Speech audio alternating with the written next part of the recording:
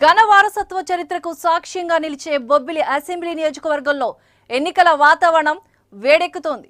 3 దఫాలుగా ఓటమి ఎరగని బొబ్బిలి రాజవంశం ఒకవైపు తన స్థానంలోకి తిరిగి రావాలన్న బలమైన కోరికతో ఉన్న ప్రతిపక్ష అభ్యర్థి మాజీ ఎమ్మెల్యే సంబంగి చిన్న అప్పలనాయుడు మరోవైపు హోరాహోరికి సిద్ధమవుతున్నారు.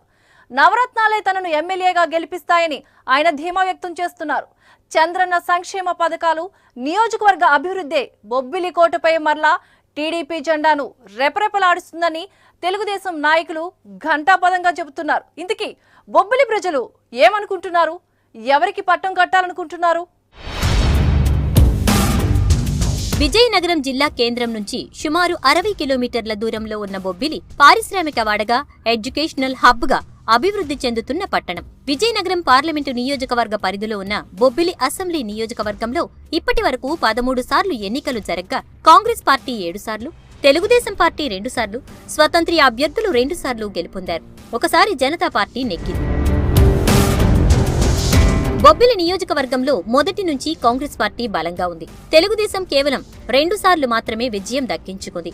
చారిత్రక నేపథ్యంలో కలిగిన బొబ్బిలి నియోజకవర్గానికి 1955లో జరిగిన ఎన్నికల్లో తొలి ఎమ్మెల్యేగా కాంగ్రెస్ అభ్యర్థి కోటగిరి సీతారామస్వామి గెలువగా, అదే పార్టీ నుంచి 1962లో తెంటూ లక్ష్మూనాయుడు విజయ ఢంకా మ్రోగించారు.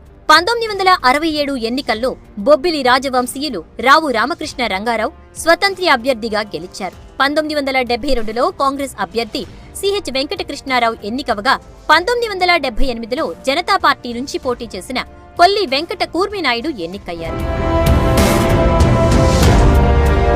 తెలుగుదేశం ఆవిర్భావం తర్వాత 1983లో జరిగిన ఎన్నికల్లో సంబంగి వెంకట చిన అప్పలనాయుడు స్వతంత్ర అభ్యర్థిగా పోటీ చేసి గెలుపొందారు. 1985లో తెలుగుదేశం అభ్యర్థిగా సిట్టింగ్ ఎమ్మెల్యే సంబంగి వెంకట చిన అప్పలనాయుడు తిరిగి ఎన్నికయ్యారు.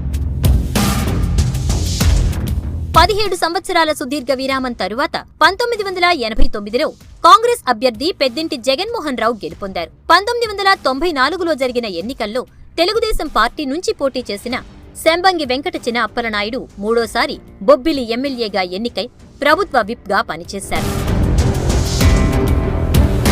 1999 ఎన్నికల్లో కాంగ్రెస్ అభ్యర్థి పెద్దింటి జగన్మోహన్ రావు మరోసారి ఎమ్మెల్యేగా ఎన్నికై రాష్ట్ర మంత్రిగా చేశారు. ఆ తర్వాత జరిగిన పరిణామాల్లో బొబ్బిలి రాజవంశీయులు రావు వెంకట సుజయ కృష్ణ రంగారావు వరుసగా 2004, 2009 ఎన్నికల్లో కాంగ్రెస్ అభ్యర్థిగా పోటీ చేసి గెలుపొందటమే కాకుండా 2014లో జరిగిన ఎన్నికల్లో వైకాపా నుంచి పోటీ చేసి హ్యాట్రిక్ సాధించారు. 2017లో టీడీపీ తీర్థం పుచ్చుకున్న సుజయ కృష్ణ రంగారావు ప్రస్తుతం రాష్ట్ర మంత్రిగా ఉన్నారు.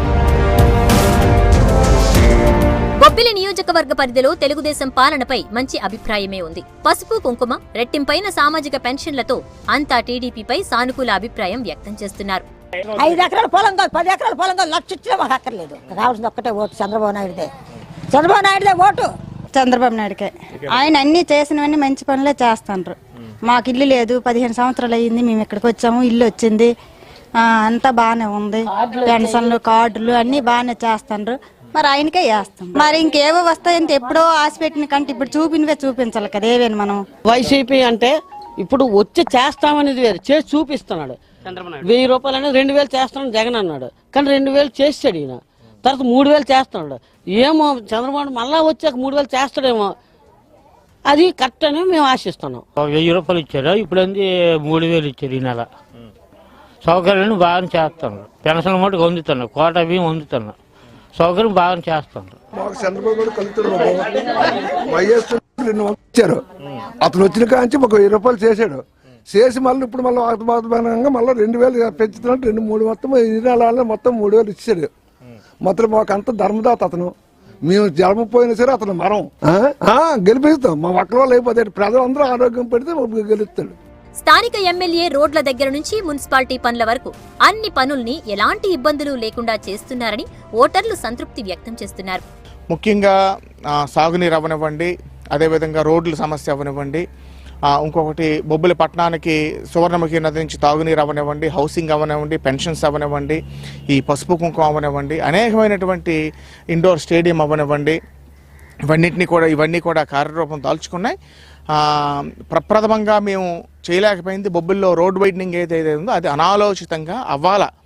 కాంగ్రెస్ పార్టీలో ఇన్ఛార్జ్గా ఉన్నటువంటి ఇప్పుడు వైఎస్ఆర్సీపీ ఇన్ఛార్జ్ గారు అవనివ్వండి, అదేవిధంగా బొత్స సత్యనారాయణ గారు అవనివ్వండి, మమ్మల్ని సాధిద్దామని అనాలోచితంగా ఏవైతే నిధులు మంజూరు చేశారో ఒక మీటింగ్ పెట్టకుండా, ఇంత ఎడల్పు చేయాలని ఒక మీటింగ్ కూడా పెట్టకుండా వాళ్ళు ఏదైతే అనాలోచితంగా చేశారో దానివల్ల కొంత జాప్యం జరిగింది. కొంతమేరకు ఇంచుమించు ఒక 60% వరకు ఆ శాంక్షన్ అయిన రోడ్డు పూర్తి చేసాం. తదుపరి కూడా అతి త్వరలో పూర్తి చేయడానికి ప్రయత్నం జరుగుతుంది. చంద్రబాబు నాయుడుకి వేస్తాము. అతని వల్ల మేము అన్నీ తింటున్నాం. అతని వల్లే పెన్షన్లు, బియ్యం, అతని రోడ్లు, కాలువలు అన్నీ బాగా చూస్తున్నారు. ఎవరికైనా పాపరాలు లేవు, కొలాయి నీళ్ళు అన్నీ బాగానే ఉన్నాయి. మళ్ళీ అతనికే వేస్తాం, ఓటే వేస్తాము, అతనికే ఓటేస్తాము. ఓటు చంద్రబాబు నాయుడుది. ఎందుకు మాకు చిన్నప్పుడు కానీ మంచి షెడ్ అని సైకిల్ గుర్తొచ్చి తెలుగుదేశం వచ్చిన కాండి సైకిల్ పంచారు. తర్వాత రామారావు పెట్టాడు, బొమ్మగాడు అని గెంతాడు. తొలేత రేవగాంతరం తెలుగుదేశం అని పేరు వచ్చింది. అక్కడి నుండి మేము తెలుగుదేశంకి ఓటేస్తున్నాం. మా మారం ఏవి కాంతో పెడుతున్నాడు, బియ్యం ఇస్తున్నాడు, పెరసెత్తున్నాడు. చదిపోయిన కొన్ని ముసలికి మూడగోళ్ళకి అందరికి బట్ట అందరికీ చూస్తున్నాడు. ఇప్పుడు ఆడు వచ్చాడు ఎంత ఎవరికి ఇచ్చేస్తామా? మునుపు నువ్వు కూడి పెట్టినాడు కావాలి మాకు. ఇప్పుడు ఎంత పెట్టినా మాకు పేరు రాదు కదా, ఎంత పెట్టిన పేరు రాదు. పెట్టినాడు పేరు, ఆడిదే పేరు. చంపని పెంచని మమ్మల్ని గురండి అందరికి. మీ ఇంటికి నేను పెద్ద కొడుకును అని కూడా రాసి ఇచ్చాడు కాగితం. అక్కడ ఉంది, మీ ఇంట్లో నేను పెద్ద కొడుకుని మీ ప్రతి వాళ్ళకి నేను కాపాడుతానని. అలా నేను ఎలా మర్చిపోతాం? వస్తే చాలా చేస్తాం అంటున్న విపక్షం హామీల కన్నా అధికారంలో ఉంటూ ఎంతో చేస్తున్న చంద్రబాబును టీడీపీ ప్రభుత్వాన్నే గెలిపిస్తామంటున్నారు. ఎందుకంటే గ్రామాలు ఆయనకు తోచిన కాడికి ఎవరికి కష్టమైన సుఖమైన ముందుంటారు. ఎవరికి తోచిన సాయం ముగ్గురన్నదమ్ములు కూడా విడివిడిగా సాయాలు చేస్తుంటారు. గ్రామాలను డెవలప్ చేస్తున్నారు.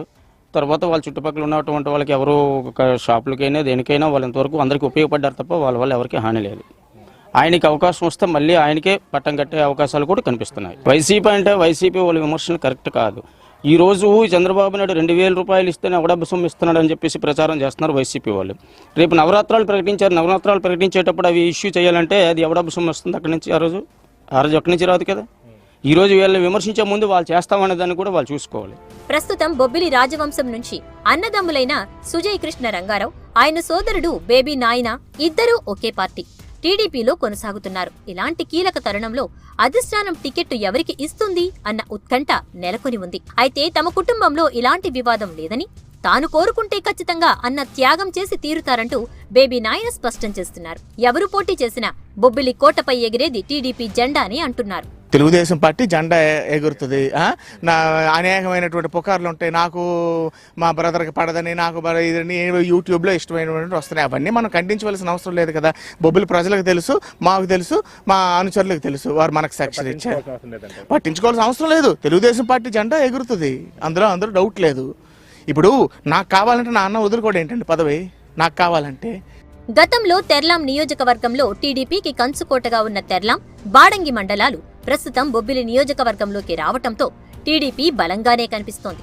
దానికి తోడు 2014 ఎన్నికల్లో వైఎస్ఆర్సీపీ నుంచి గెలుపొందిన ఎమ్మెల్యే సుజయ కృష్ణ రంగారావు గత 2 సంవత్సరాల క్రితం తెలుగుదేశం పార్టీలో చేరి మంత్రిగా ఉండటంతో పార్టీ మరింత బలపడిందని క్యాడర్ భావిస్తోంది. ఎవరు వచ్చినా వాటే. ఇప్పుడు చదువుకున్న వాళ్ళకి ఉద్యోగం ఇస్తే చాలు, మాకు డబ్బులు ఇవ్వని పర్లే. పూర్వం డబ్బులు ఇచ్చారేటి ఎడగొకలా బతికాం. ఇప్పుడు కావాల్సింది ఏంటంటే చదువుకున్న వాళ్ళకి ఉపాయం చూపించాలి, అది ముఖ్యమైనది. చంద్రబాబు వచ్చినా ఒకటే, జగన్ వచ్చినా ఒకటే, ఇంకొకరు వచ్చినా పర్వాలేదు. ఎవరు వచ్చినా వాళ్ళ పనికి వాళ్ళు దేశం వెళ్తారు, కానీ మాకోసం ఎత్తుకెళ్ళిపోరు. ఏదో ఉపాధి పెట్టారు కాబట్టి పేరు చెప్తుంటాను అంతే. ఆ రోజుల్లో ఏట్లేదు. మా చిన్న టైం కాసి ఒక 200 డబ్బుల కోసం పార్టీపురం 10 సార్లు వచ్చాం కలెక్టర్ ఆఫీస్కి మా ఏరియా. అప్పుడు డబ్బులు లేదు. ఇలాంటి వచ్చి ఇలాంటి పొలిటికల్ గట్టి వచ్చి ఏదో ఇప్పుడు డబ్బులు పెట్టారు. చంద్రబాబు నాయుడు దాని వల్ల తింటాను కాదనలేదు. బొబ్బిలి రాజవంశీయులు టీడీపీలోకి వచ్చినా టీడీపీ క్యాడర్లో మాత్రం అంతర్గత కుమ్ములాటలు తప్పటం లేదు.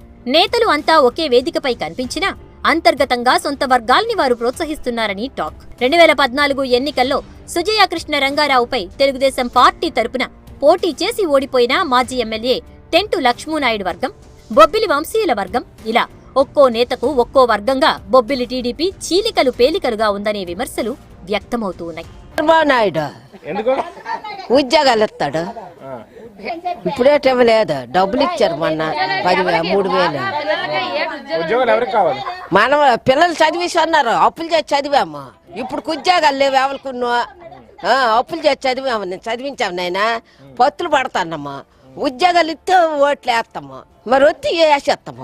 చంద్రబాబు నాయుడుకి ఏమంటే మాకు మంచి పనులు చేస్తాను కాబట్టి మాకు పొదుపులో 10,000 పశువు కొంకలకి ఇచ్చారు. ఆయన చేసిన పనులన్నీ మంచివే, అందుకే మేము చంద్రన్నగా వేస్తాం. నాకు పెన్షన్ లేదు, మా ఆయనకు వస్తుంది, నాకు రావాలి ఇప్పుడు.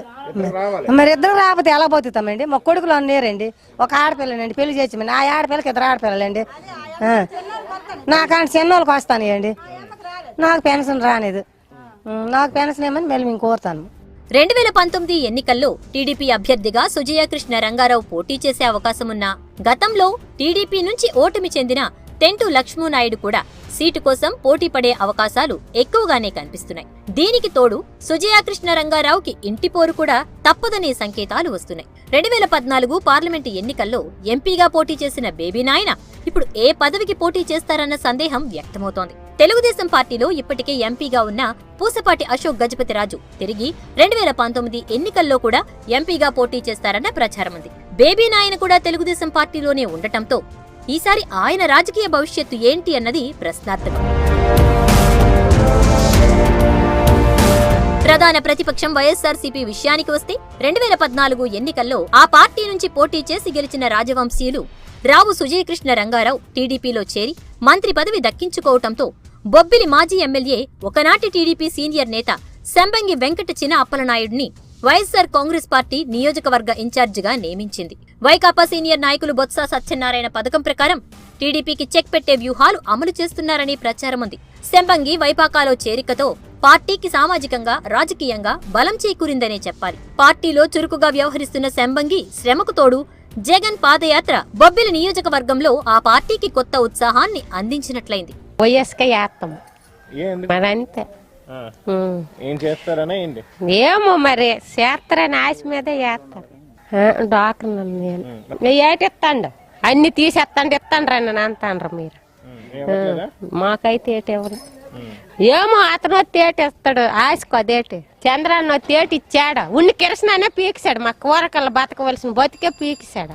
వచ్చే ఎన్నికల్లో ఎలాగైనా బొబ్బిలి రాజవంశీయుల్ని ఓడించటమే లక్ష్యంగా వైఎస్ఆర్సీపీ వ్యూహాలు సిద్ధం చేస్తున్నట్లు టాక్. సీనియర్ నేత బొత్స సైతం బొబ్బిలిపై ప్రత్యేక దృష్టి సారించారు. ఆయన మాట తూచా తప్పకుండా పాటించే కార్యకర్తలు, అభిమానులు ఎక్కువ సంఖ్యలో ఉండటంతో పార్టీ లక్ష్యాన్ని సాధించే దిశగా ఆయన కృషి చేస్తున్నట్లు క్యాడర్ అంటోంది. జనసేన, బీజేపీ కూడా ఈసారి బొబ్బిలి బరిలో నిలిచే అవకాశం స్పష్టంగా కనిపిస్తోంది. కూటమి పోటీ కారణంగా ప్రధాన పార్టీల ఓటు బ్యాంకుకు గండిపట్టం తప్ప పెద్దగా సంచలనాలు నమోదయ్యే పరిస్థితి లేదని టాక్. రాబోయే ఎన్నికల్లో ప్రధాన పోటీ టీడీపీ, వైఎస్ఆర్సీపీ మధ్యే అనే ప్రజలు భావిస్తున్నారు. 3 పర్యాయాల నుంచి వరుసగా రాజవంశీయుల్ని గెలిపిస్తూ వస్తున్న బొబ్బిలి ఓటర్లు ఈసారి ఎలాంటి తీర్పు ఇవ్వనున్నారో అనే ఉత్కంఠ నెలకొని.